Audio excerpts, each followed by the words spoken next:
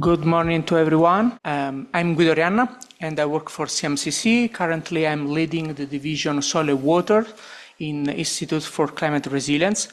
Today is my pleasure to moderate the lecture given by Professor Reed about water and multisectoral resilience in a world of interconnected risk, and as discussed will be my colleague Matteo Giuliani. First, starting a few words about our lecturer. Pat Reed is director and Joseph Ford Professor of Civil Environmental Engineering at Cornell University. His research is focused on advancing our understanding to navigate trade-offs and synergy in confronting climate change, energy transition, and sustainable development goals.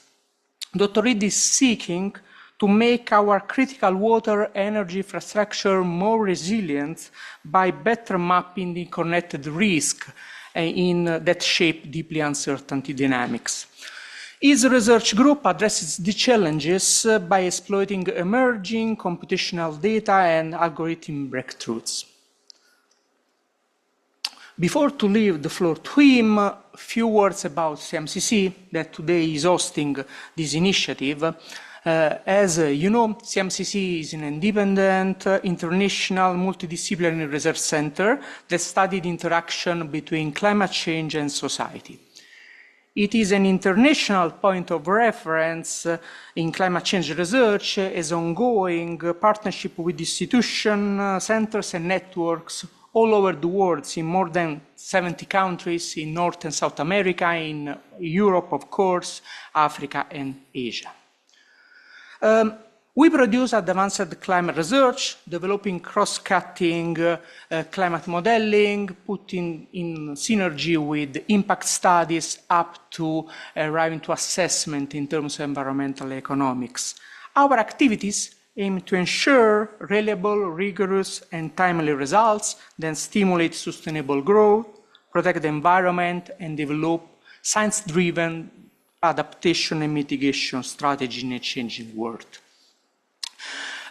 We organize ourselves through a structure, allowing the interaction of expertise by multiple disciplines, and the collaboration is structured in three main institutes: Institute for Earth System Prediction, Institute for Climate Resilience, and European Institute on Economics and Environment.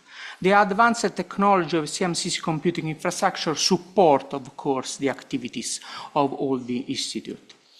Furthermore, CMCC builds its own research agenda around a set of strategic programs that respond to frontier issues. At the moment, we have four ongoing strategic programs about integration of the planetary biochemical industrial carbon cycle, global cost as a new frontier, predicting socioeconomic outcome in a changing climate, integrating AI and ML in the modeling chain.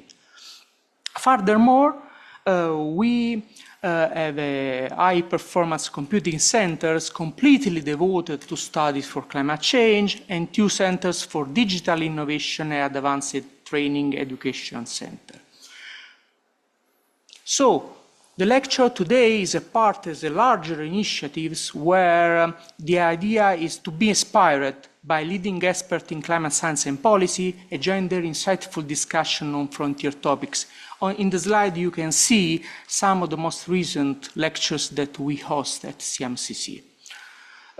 Today you will be the opportunity of interacting with our lecturer and by using Q&A session and simply by write in the corresponding section. Now, I would like to give the floor to our lecturer, and we come back later for the Q&A session. Thank you.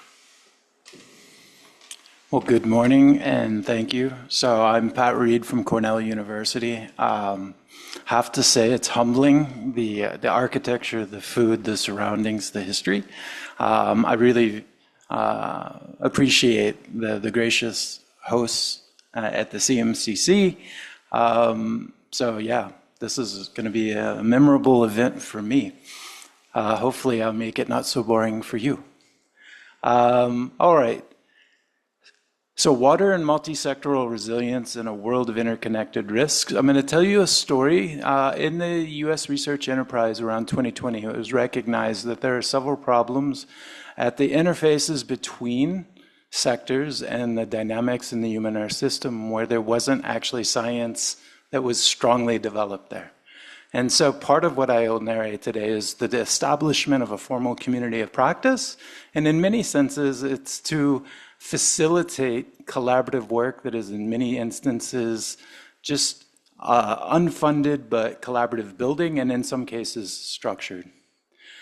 So part of the motivation here was navigating risk in an increasingly interconnected world requires deep transdisciplinary integration and new modes of scientific inquiry. Easy to say, less easy to do. And I would say this is far less just the overview that you saw for CMCC. This is not structured at that same level, right? And so this is a combination of voluntary service and then coordination across agencies and perspectives. Just to jump into this, and this may or may not be something that you've seen, but in the United States, just an acute event. So we have Winter Storm Uri. This is a 10-day event.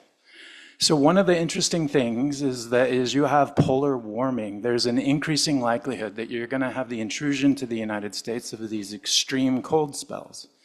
This event was not unprecedented. There were recent, as you know, just 10 years before. In this particular event, 10 days, you had temperature extremes, energy demands during the event were equivalent to past storms. But in those 10 days, it was $195 billion of damage and 246 deaths. So people in the United States were literally freezing to death. In this, you had environmental hazard. These impacts were then exacerbated by several institutional infrastructure and socioeconomic feedbacks. Texas operates on an isolated power grid. Power generation systems were not sufficiently weatherized, and insufficient planning for high demands, because during the event, right, there were feedbacks that started to cascade. So what you see here, Houston is one of our most populated cities. You have sort of during or before and after, you had rolling major blackouts when it was excruciatingly cold outside, right? And so then people are trying to deal with that. And there's a strong differential on how people can, right? So the human response, increased energy demands, which then is stressing an already stressed energy system, buying additional fuel and generators, storing food and water, and electricity scarcity pricing.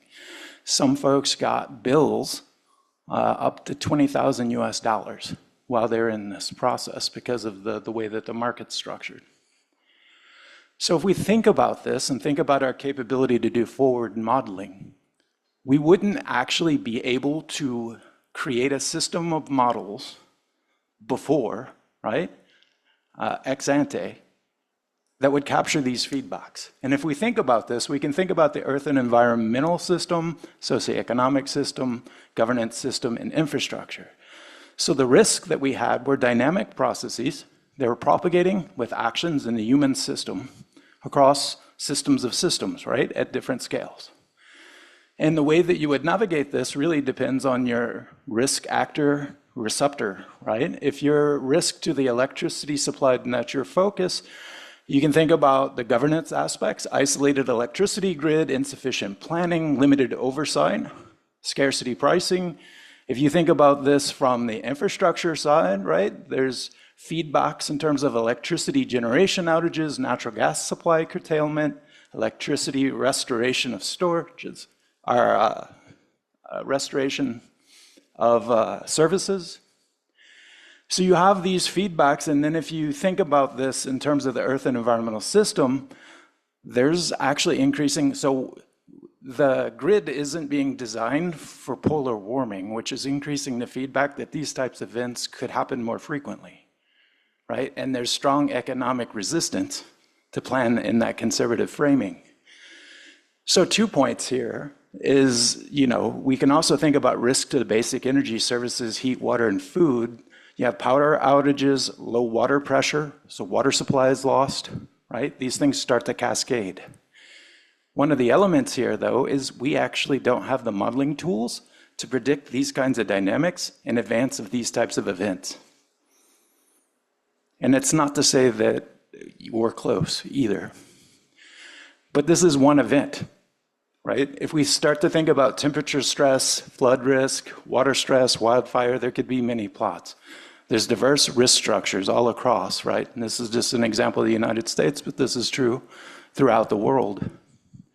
So we have many things. And then, we've all seen these network diagrams, right? Where there's cascading risks and, current events of the last week is sort of illustrating a variety of, surprise effects and propagation.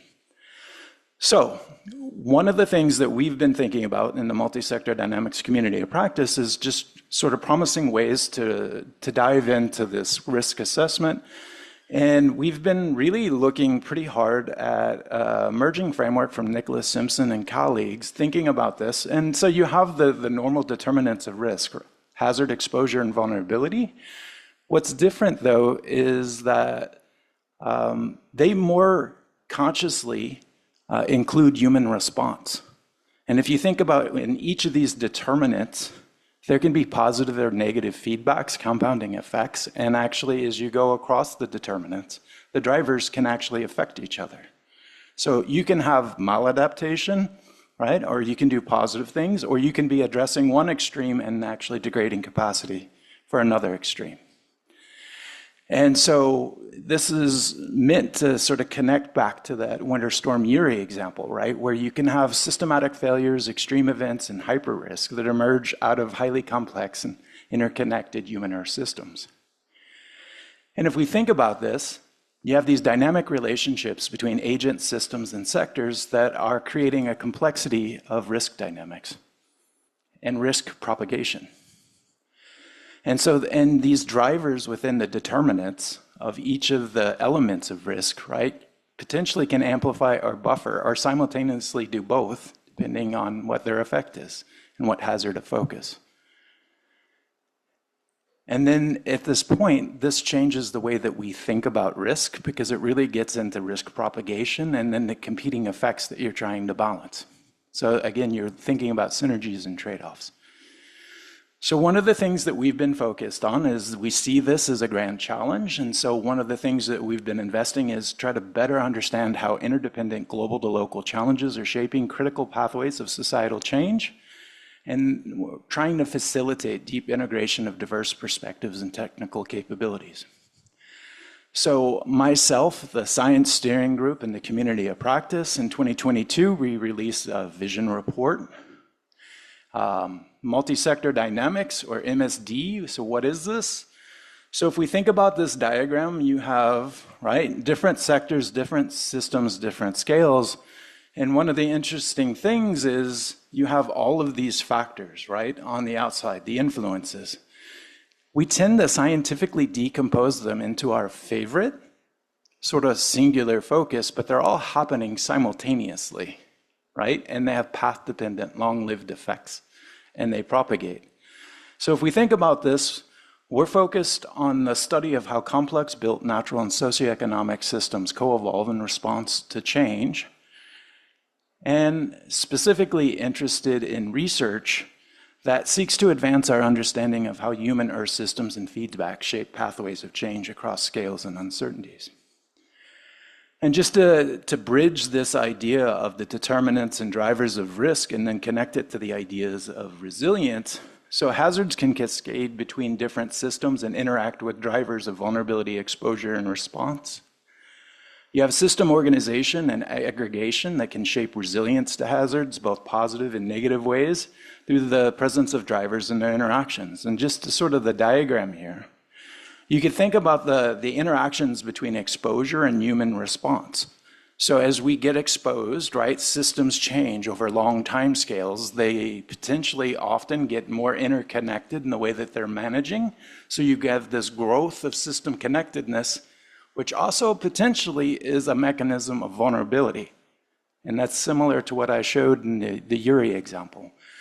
Now, if we think about vulnerability and response, right, there's also sort of the way that you build and you create lock-in, right? As you're building capacity, you learn from, most of the time, the biggest changes that we make in our systems are after major extremes, right? And it's a response. And if we think about exposure, response, and vulnerability together, really that's a triad of resilience, is how are the humans responding, right? There's the exposure, and then there's what actions we can take, and how does that reduce our vulnerability. So, as we move to this, the MSD community of practice, we're trying to accelerate the development of needed foundational capabilities to address these challenges through open science and growing transdisciplinary workforce. We actually spend a lot of time trying to encourage career pathways and to bring people into this because it's typically a collection of disciplines, earth system science, risk, engineering, etc., economics. So MSD community building. So this portion of the talk, I'll just talk a little bit about the community of practice, which is a little bit different than just classic research because it's easy to say, and actually CMCC probably knows this better than most, that what your aspiration is, but to get people to actually participate may be a separate sort of challenge. So just in brief, we've had 7 active working groups. We've held 2 special issues in Earth's Future. Earth's Future has become a pretty major forum for the work. We've had 44 papers from folks from around the world. We've hosted 40 plus webinars with 1,300 participants. We had a workshop focused on junior scholars where we actually paid for their way to come and participate and interact with senior researchers. We've done interactions with the federal agencies. So we've had 2 integrated hydroterrestrial modeling workshops where we interacted across 11 federal agencies, 25 universities with 350 participants. And we've coordinated 84 sessions with 700 plus abstracts at AGU since 2020. So I believe we are now 10% of the Global Environmental Change Program at the American Geophysical Union meetings, which is one of the biggest earth science meetings in the world. This is us. This is the MSD aisle. So posters, we're trying, part of this is actually to build a vibrant sense of collaboration and to create incipient collaboration. This is the Davis workshop where we had a large focus. Well over 50% were junior researchers that were getting mentored by senior researchers, talking about creating entry paths into the field. In terms of the Earth's Future special issues, we've had 2. So we initiated with modeling multisector dynamics to inform adaptive pathways. We also had the multisector dynamics, advancing complex adaptive human Earth system science in the world of interconnected risks. As a side note, what I found out, it is very hard. It's easy to open a special issue. It's hard to close one because there's a certain amount of, could you just include my paper, please? So, but we did include these. We have 44 open access research articles from all over the world. And interesting and emergent contributions that we couldn't have predicted. So part of this was actually we wouldn't have been able to predict what kind of work was emerging across all the collaborative groups that are doing similar things around the world. Just to give you a sense, so we initiated this in 2020 in terms of multisector dynamics. And you have a sense here of kind of cumulative impact in the H index. And so you can see that a lot of the work and the publications and associated things that were facilitated by the community of practice have been growing in attention. We've actually specifically formally coded for sectors, systems, and scales what's included in these papers formally. What you see in dark are over 20 papers that start to include these intersecting effects, whether they're doing global, regional, or local work, or some combination. Governance, infrastructure, socioeconomic, or earth systems focus, and then sectors in terms of water, energy, agriculture, or some mix. So one of the interesting things is there wasn't actually a lot of forums that were pooling a lot of these different, like the energy publications were separate from the water publications, it was separate from the agricultural, and different scales were in different journals. So this became a way to create a centralized collaborative network. So in this, water and its role to multisectoral resilience has always been pretty central. So in our vision report, chapter 3, in terms of transforming our understanding of human Earth system complexity, we gave a few examples. So one of these is competing objectives and the complexity of estuaries. So that is the Mississippi Basin. And a third of the US GDP is influenced by this basin. And this basin has huge global feedbacks.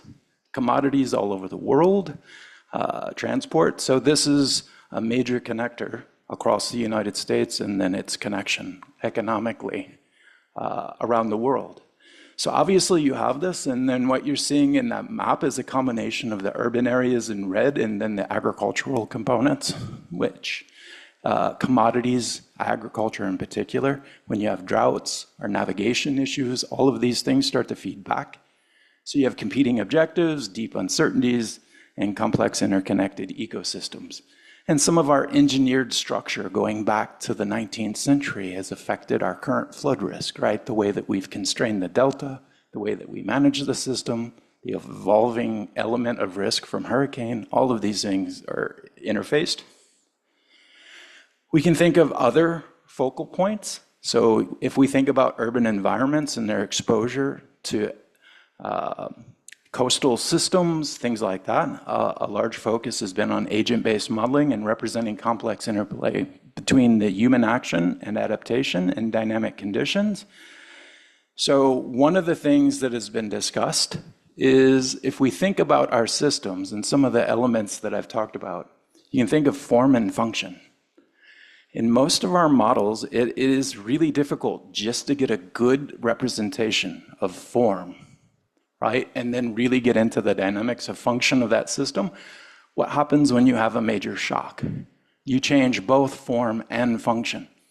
So actually, even to get your models to fail the way that they could, the real system could fail, or to evolve in the way that the system could evolve, is non-trivial.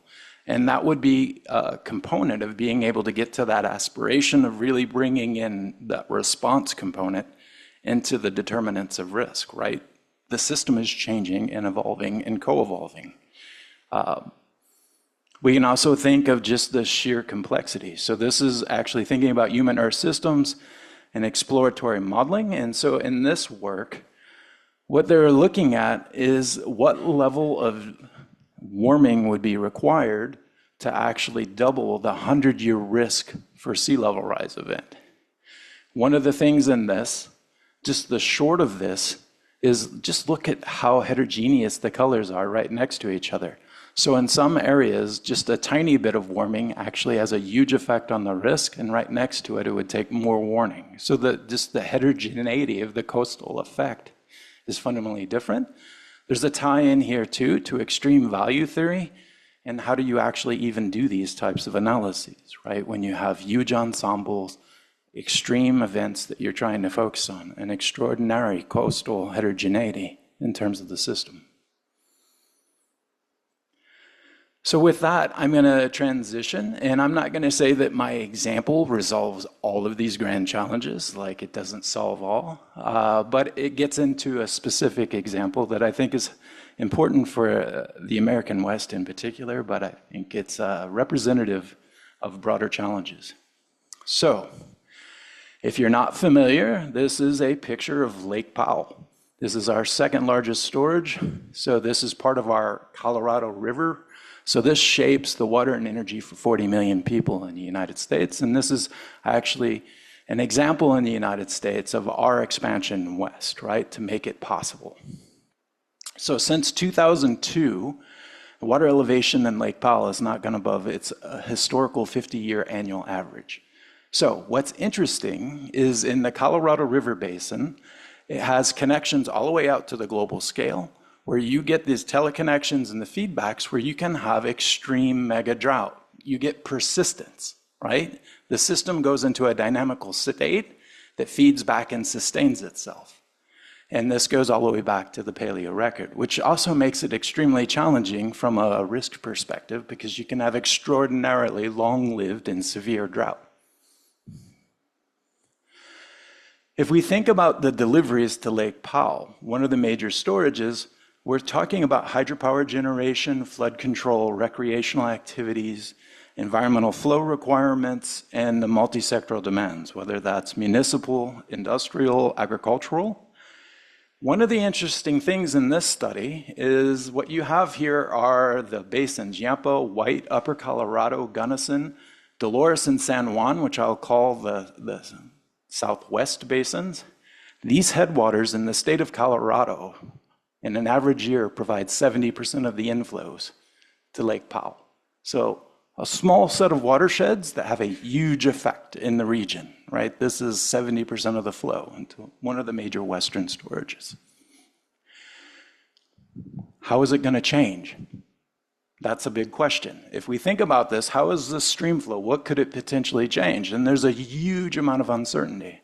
So this is work by Horling et al. They used large climate modeling ensembles. They did a number of assumptions, and they ran this across a number of scenarios. And what you're seeing is relative to the 2000 to 2020 baseline, you could have everything ranging from minus 45% from historical baseline to plus 24%. It could be much wetter, much drier. And this is annual average, right? But this is also a system where it's not just the mean condition. There's an extraordinary amount of internal variability. So just the sheer amount of change that you can get from natural variability itself can generate megadrought. So we have this issue, right, of the anthropogenic forcing, the effects that it could have in the sort of mean annual baseline change. Is it wetter or is it drier? There's physical mechanisms why you could argue. There's a debate. Is it going to be aridity, right? Or are there changes, right, in terms of the teleconnections where you could actually go back to a wetter system? These have huge implications for the way that the humans would respond, right? Fundamentally different futures. So this would be an example of deeply uncertain. I'm not going to go into a huge amount of detail, but one of the things that we needed to do a very large ensemble, right? Because we want extraordinary extremes that we're trying that have high persistence. We need to look at these basins, they're next to each other. We wanted to preserve the way that they compound each other. The question is a drought happening simultaneously across all of them in the same way?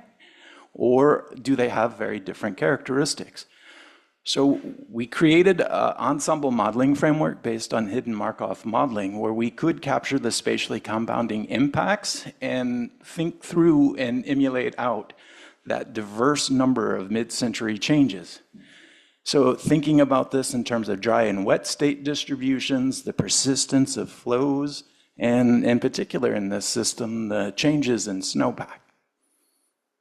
In addition to that, the future is going to be different on the human system side. So we actually worked with a lot of the internal data and all the projections of how the potential multisectoral demand changes could be affected in the future. And this is working based off Colorado State Water Planning, Colorado Water Conservation Board. So that each of these basins have their own story and their own projections for demands. So in this, we used exploratory modeling. So we sampled ensembles of computational experiments that represent a large number of plausible assumptions. So we captured that wetter or drier, the persistence, the extremes, and we looked at 20,000 alternative 105-year demand and streamflow records. So because this is extreme value, rare, persistent drought, we looked at 2,100,000 years. And in each of these, you can think of each of the 20,000 as a very different climate future. And then we superimposed that into an extraordinarily highly resolved model all the way down to user level. So this is used by Colorado, so it's Colorado's decision support system. This is actually, if you're gonna seek a water right, they run this model to see the effect on other users. You have thousands of users in the West Slope, right, that are connected to each other through their water rights, their networks, the conveyance, and the storage infrastructure. So this model captures the prior appropriation legal elements, compacts, environmental flow requirements, all the infrastructure in terms of storages, municipal and irrigation demands, and the underlying water balance.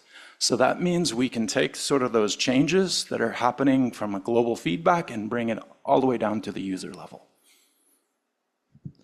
So if we think about this, plausible changes in deliveries to Lake Powell, major Western storage, this is a huge economic concern, and actually what's happening in the United States right now, you have upper basin and lower basin states. There's negotiation happening.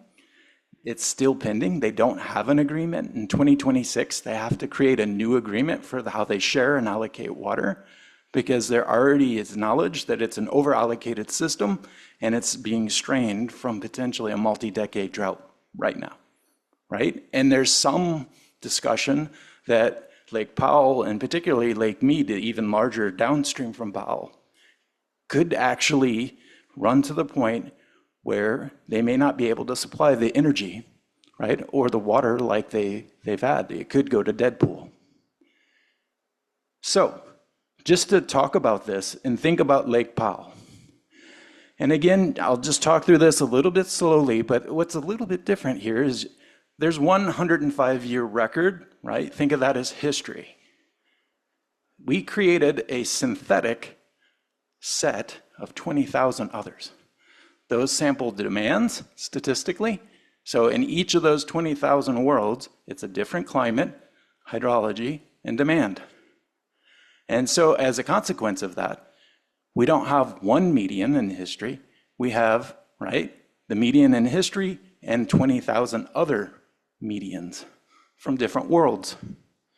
So what we're looking at here is two statistics, right? But what we're in particular is how do the outflows change from these basin states into Powell, right? What's that distribution relative to the baseline?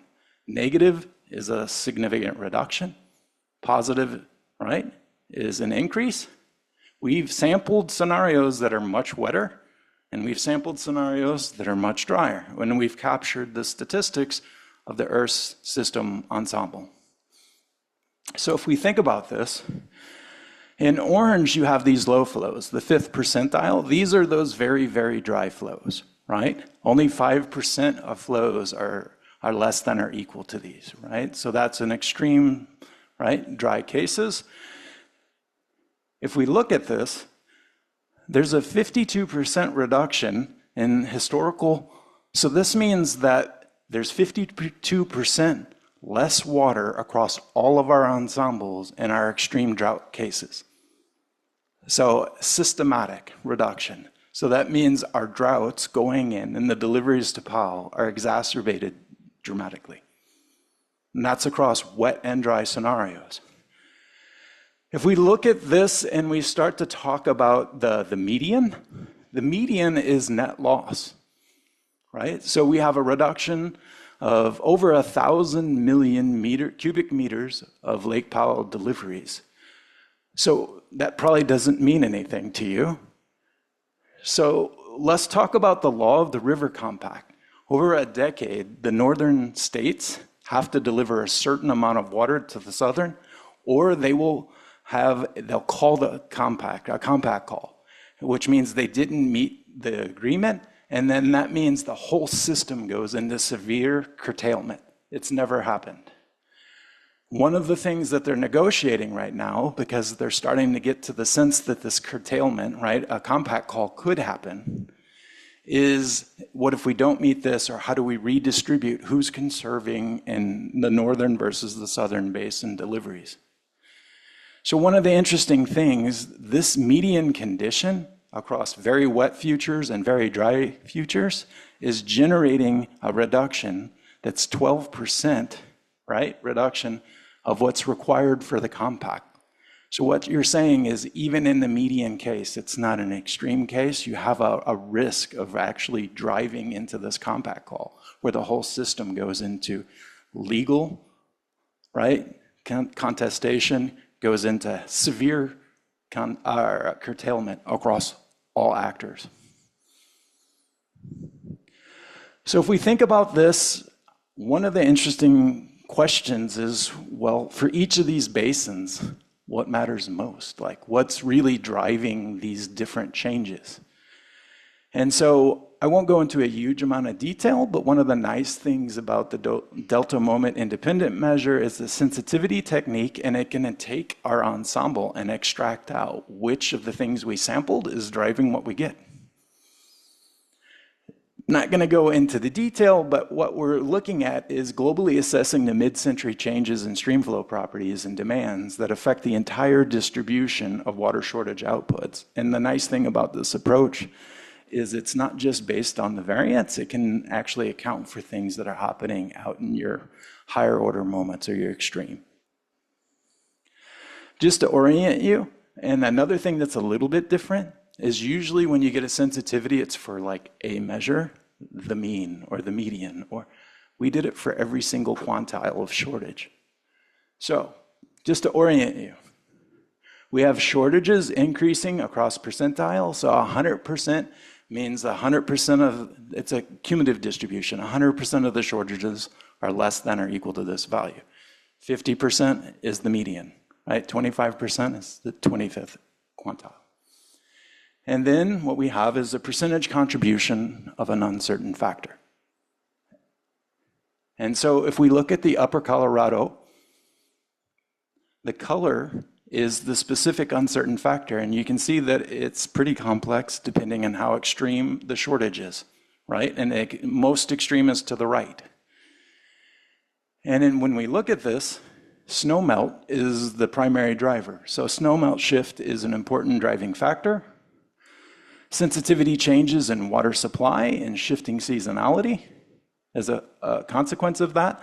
You can also see that there are multisectoral, irrigation, industrial, and municipal changes also are not insubstantial. They're having a major effect.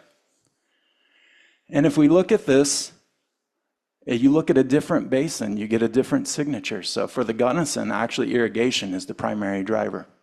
So one of the interesting things is a lot of the models that we have are not at the appropriate scale, do not have water rights, do not have governance, and would not actually capture this difference in sensitivity in terms of the signature. So you have the wrong drivers, the wrong determinants, and the wrong actions. So in this case, higher magnitude of demands, nonlinear interactions with hydrologic variability and water rights. And then, yeah, these look very different.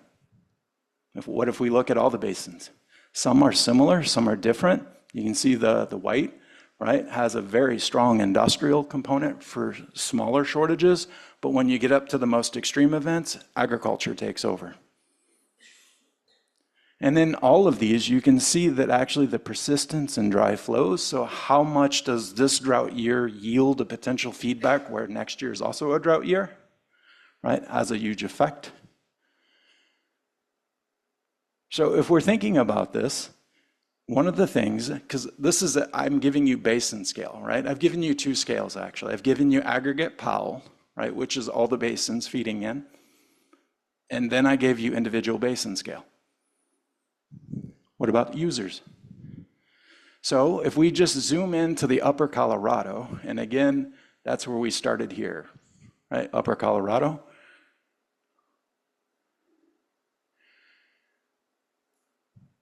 Each dot is a user, a significant user, right? They have different water rights, seniority levels. So in the US, prior appropriation is first in time, first in right.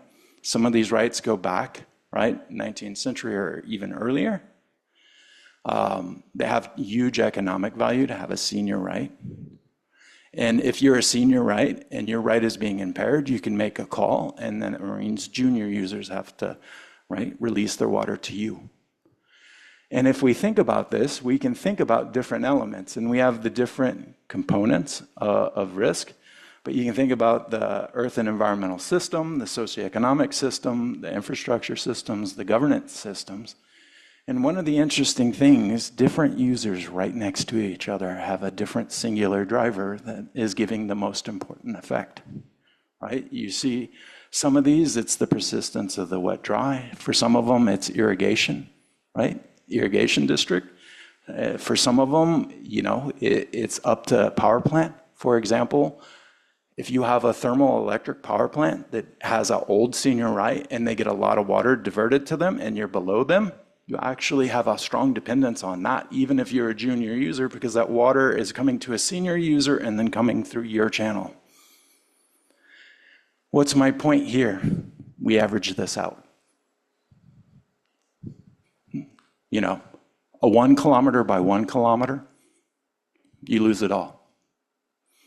So we're really good about talking about average state condition or hydrologic response or some of the drivers, but the reality is down to the user scale with the institutional context, with water law driving, you get fundamentally different drivers, right? That are the determinants of risk and the vulnerability of individual actors.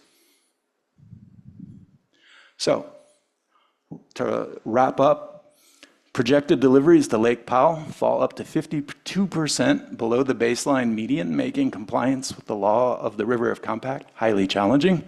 So there are significant concerns, and there's ongoing negotiations in terms of upper basin and lower basin, the way that they're going to curtail and share the potential for cutting back demands. The West Slope basins have distinctly different drivers for water shortages. The Gunnison Basin, driven by irrigation, whereas in the White, industrial demand for smaller shortages. And then what we're thinking about is the value of informing planning and management actions that holistically address basin-specific, regional, human, and natural system drivers and shortages.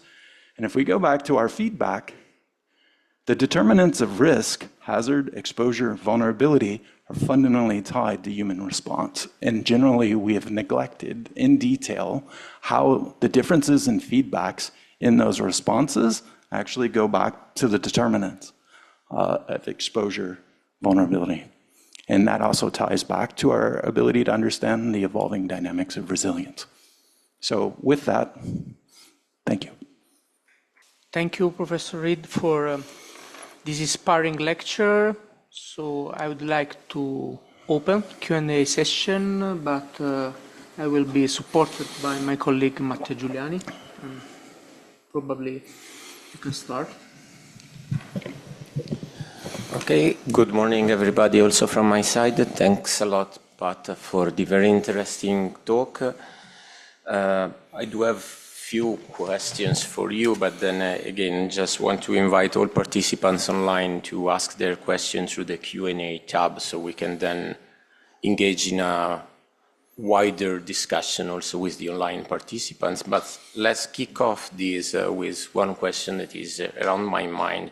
From the very beginning of your talk, you have been emphasizing this challenge of addressing the different risks by coupling different models and different competencies, integrating everything into a holistic tool that ultimately navigates also across different spatial and temporal scales. This was very evident in the last example where you discussed about these averaging risks if we don't zoom into the final end user scale. So given your expertise and also the broader perspective of the MSD community, in your opinion, how far we are, let's say, in this building of integrated tools that can navigate these risks across scales? And based on this understanding, where would you see a larger room for improving or for prioritizing research in the coming years to enhance our capability of capturing these risks? So, not the easiest question, but the one thing I want to say is that we're not saying this is necessarily the one model to beat them all. I think there's a number of things to think about. The Winter Storm Uri example, right? So there's things happening in the polar north that are affecting things that are in Texas, right? Specific grid, economic things. And there is a strong economic opportunity cost if you over-design or you're thinking about it. It's not free, right, to think about those feedbacks.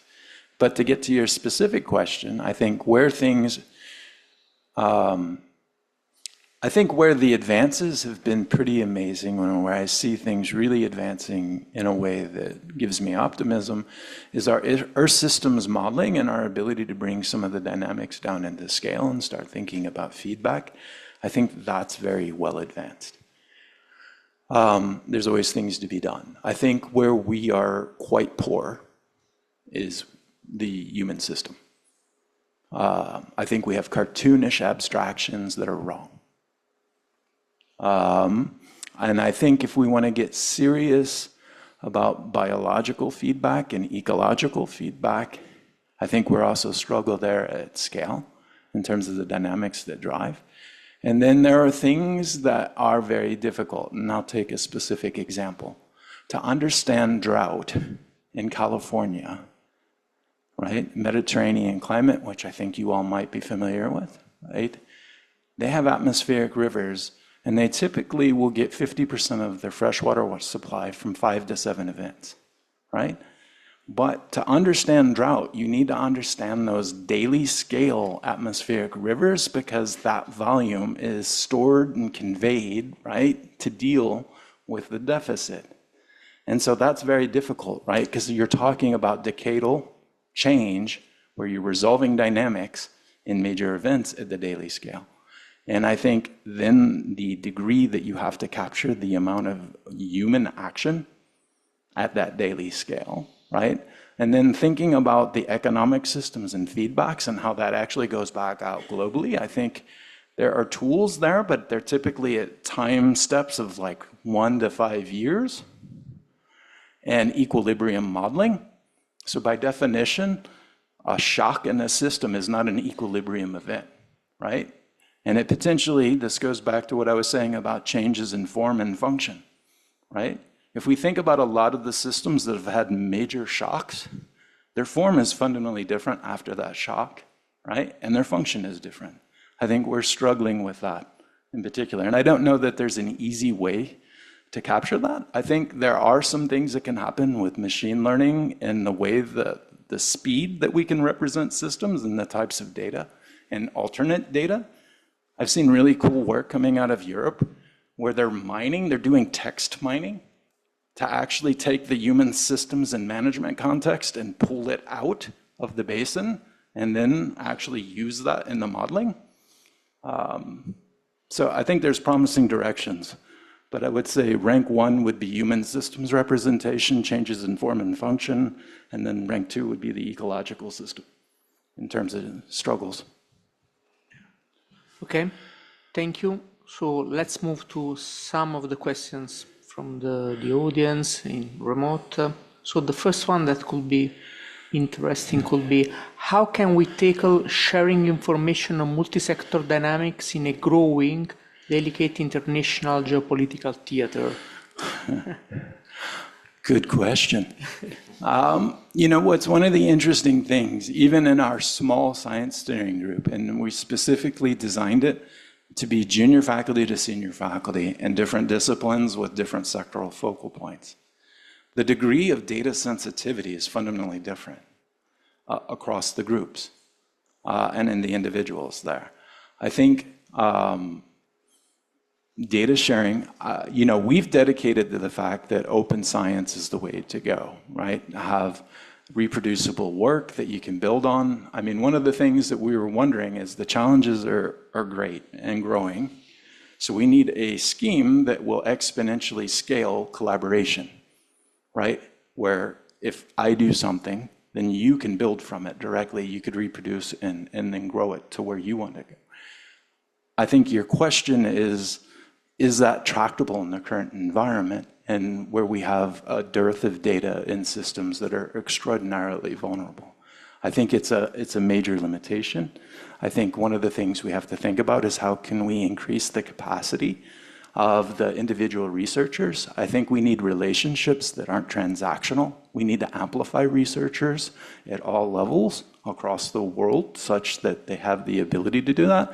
And then there are certain things where I'm not going to purport that I have a solution, right? There are sensitivities where data sharing become a challenge, because the reality is sometimes if you can really accurately create a representation of dynamic risk, you could not do that with good intentions.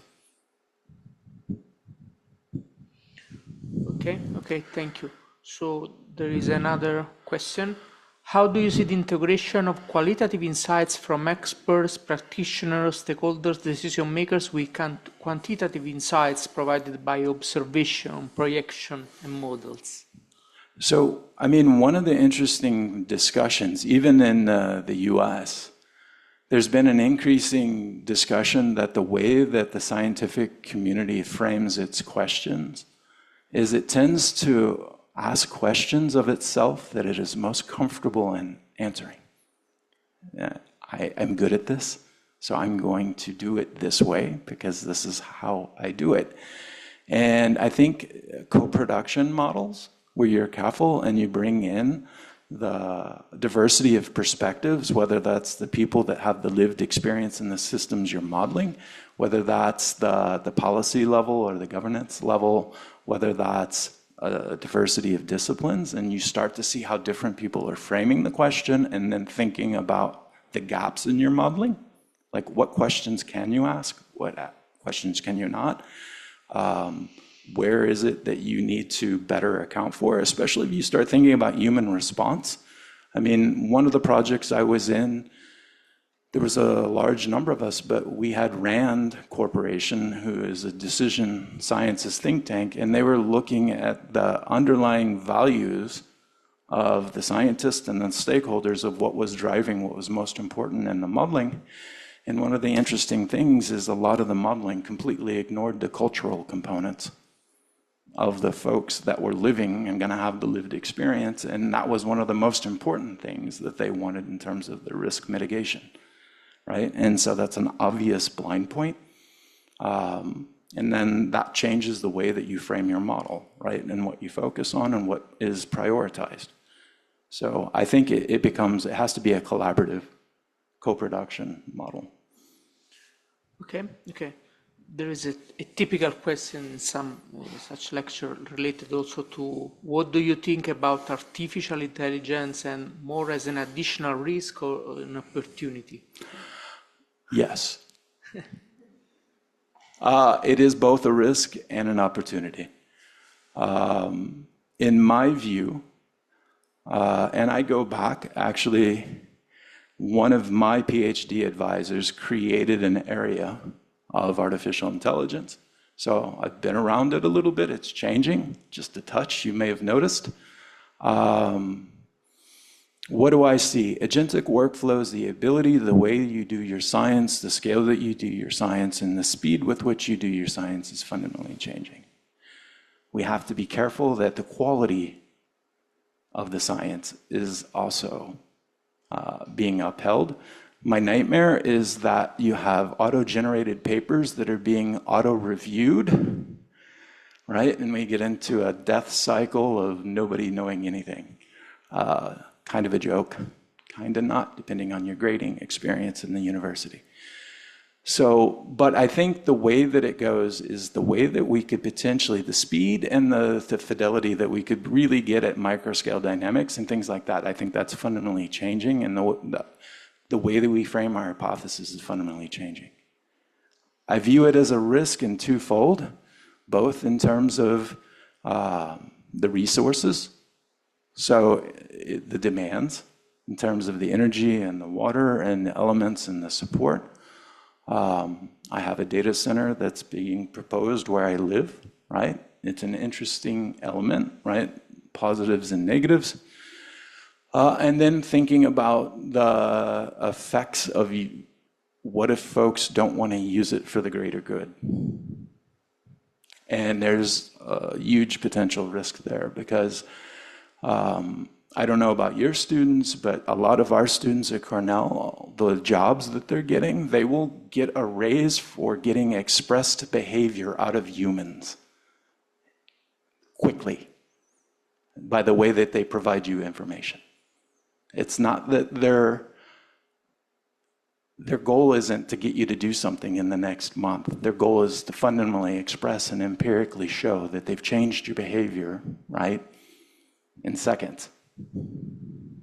And they can structure your network, they can structure your communication, and they can give you learning feedbacks you may not be aware of in terms of the way that you have preferences and get information. You know, that can be good, that could be bad. Okay. There is now a long questions, but I'll try to shorten it. From the perspective of human risk perception, risk communication, how do you think current research is performing? Do you have any insights into other potential motivators or strategies that could help society better comprehend the complexity and interconnected of risk and translating that understanding in action?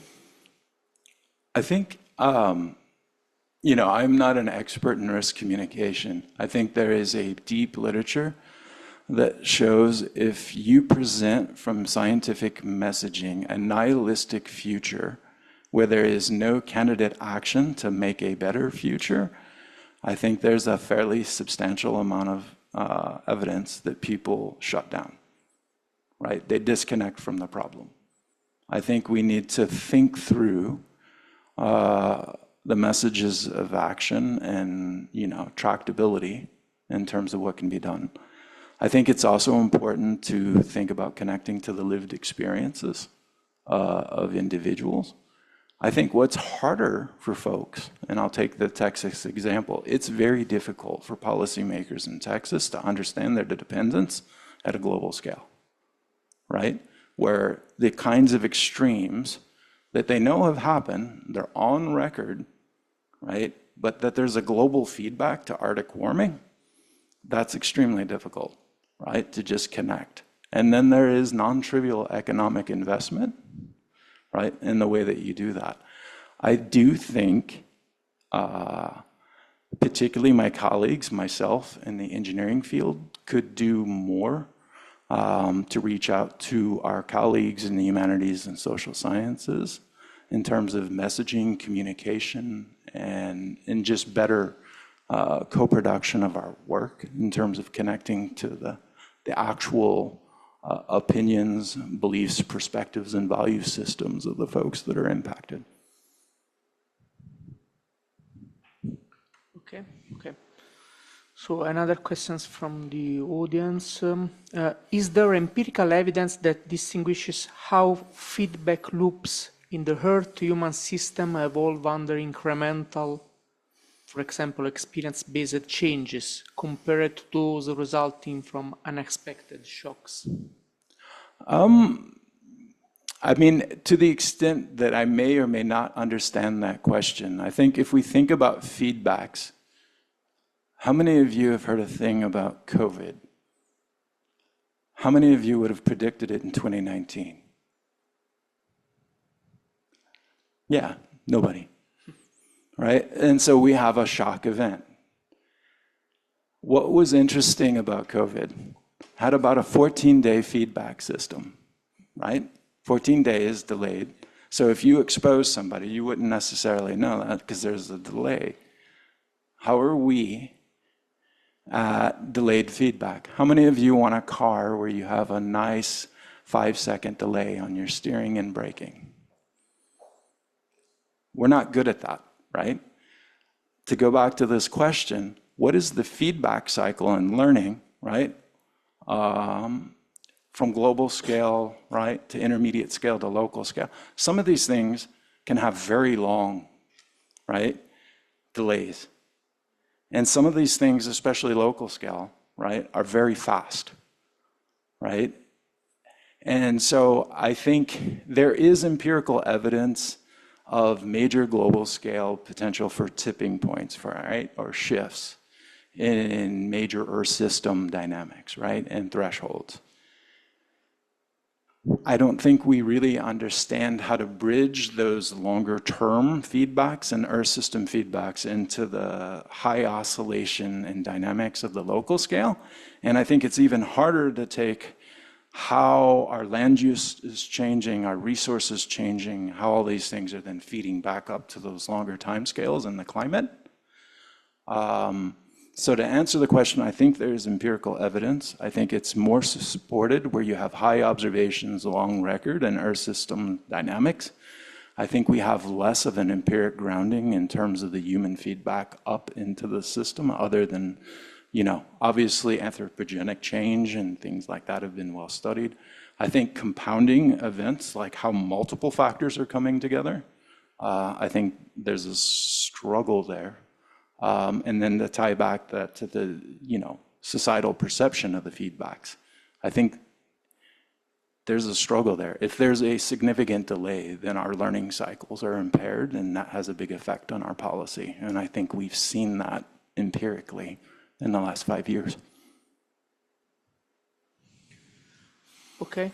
So now I leave the floor to Matteo for a fast, short.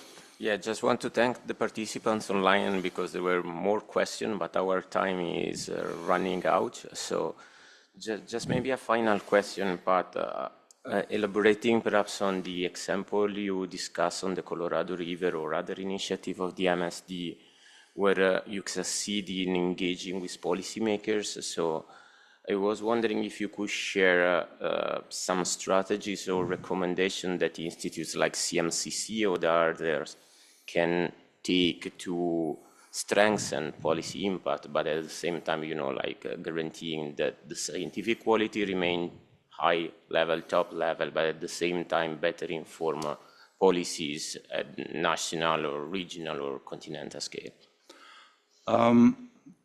Just taking the Colorado, the West Slope Basins context, this is the part of the story that people don't like. I started building that relationship in 2016 with the Colorado Water Conservation Board. They made a wonderful choice to take their modeling and put it into the open, right? Create research access. And then one of the things that it was our investment to do is to respect the decades that they had invested in that knowledge generation, right? Where they have the representation, they have the buy-in, right? There is a tremendous amount, right? That's happened institutionally where that model is a center focus. And then use that to create insights, right? For them. Or in the science that we want to do. And it's not to say that we're the sole focus, but I think one of the times we make the mistake that we build a bigger, better toy, and since it's such a nice, bigger, better toy, you just must use it. Why? Right? If they've spent the last 20 years creating relationships, representation, dynamics, and institutional-based planning, and you haven't respected it at all or even made an effort to connect to it, then you're not relevant. So, and then, beyond relevance is legitimacy. If you really want to get into complex systems, you have to start being careful about what you're recommending and making sure that what you're recommending is grounded in a legitimate understanding of the policy context itself. That's not easy. I wouldn't say my group is perfect or any group at that level. But I do think it's a build. I think the, dumping massive amounts of insight and saying, look, doesn't work. You're going to need translational investments, right? This is important to you because this is what you stated is your core interest, and this is the relevant insight that will affect your interest. It's not easy necessarily to do that. It's a collaborative, trust building. And then that can change and be disrupted. I mean, we may have seen events recently where institutions change rapidly, right? And that can affect the way that you have relationships. Okay, thank you. It was the last question, and I really thank you, Professor Reed, for his inspiring lecture. I invite all attendees also in remote to join the additional lecture from CMCC in next weeks. Thank you all. Thank you all for the invitation and attention.